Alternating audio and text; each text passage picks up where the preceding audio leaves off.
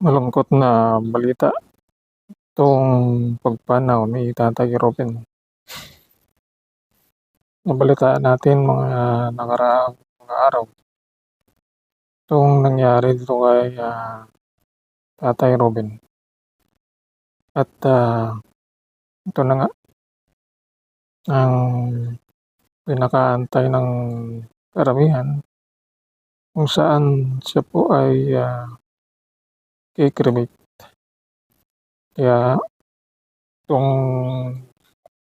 araw o anong araw ang kremesyon nito, dumating ang kanyang kapatid na si Nico at, lubhang malungkot 'tong pagdating ni Nico at, masaklap 'tong nangyari. Ito kay, Pia na hindi makatayo dahil nabali itong kanyang buto at, ito hindi makapunta at hindi masilayan 'tong kanyang asawa.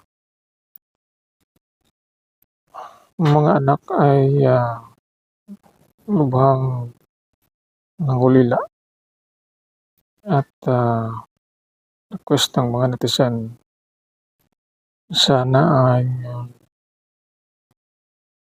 dito na nilibing itong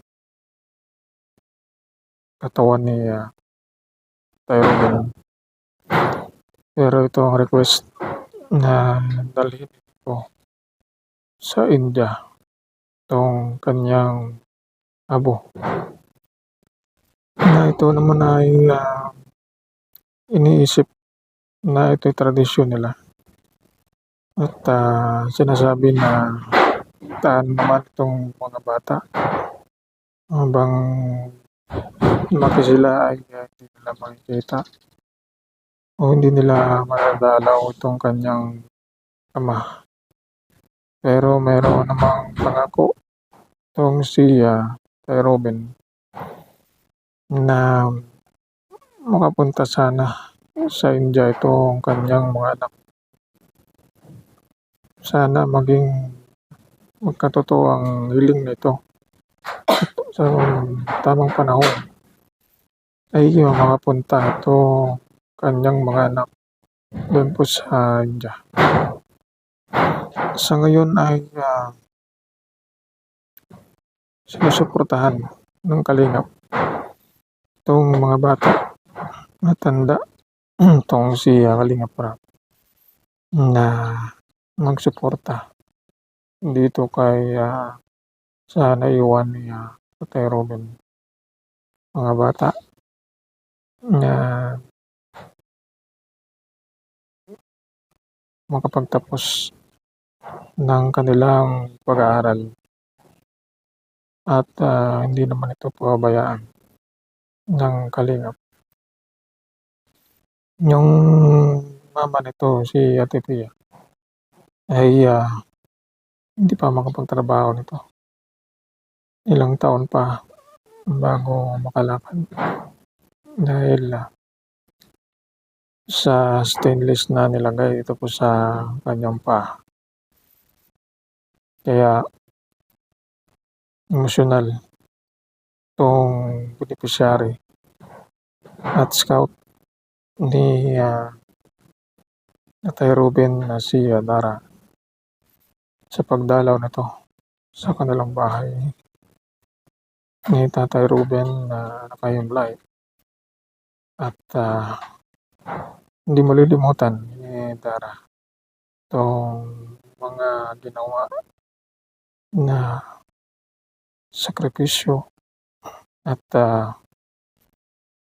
pag-alaga at paalala nito kay, Dara. Laging, pinupuntahan din ni Tatay Robin. Inihatid itong mga regalo galing sa sponsor para matustusan 'tong mga pangangailangan ni Dara sa kaniyang pag-aaral gano'n din sa kanilang mga magkakapatid. Ito ang masakit na katotohanan na si Ate Pia ay hindi man lang masilip sa huling pagkakataon at, isalang nasa cremation at ambo na lang ang madadatnan o makita. Kaya ito hanggang malungkot talaga ang mga taga-subaybay sa buhay ni Tatay Robin. Alam natin na ito ay, karoon din ng magandang pagkakataon para sa kanya dito sa kalingap at, nagkaroon ng magandang buhay kahit papaano at, natustusan itong kanyang mga pangangailangan. Sa ilang taon na nakalipas ay, nakitaan ng kabaitan ng si, Tatay Robin. Gano'n din ang mga kasamahan niya ito sa mga keyboards kung paano makikisama. Ito na ginagawa niya rin ang lahat para sa mga anak niya. Pero dito nga ay, hindi inaasahan ang nangyari. Ito ang inaabangan kong cremation at, pagdalaw ng iba pang mga mahal sa buhay at saka mga kaibigan o kilala.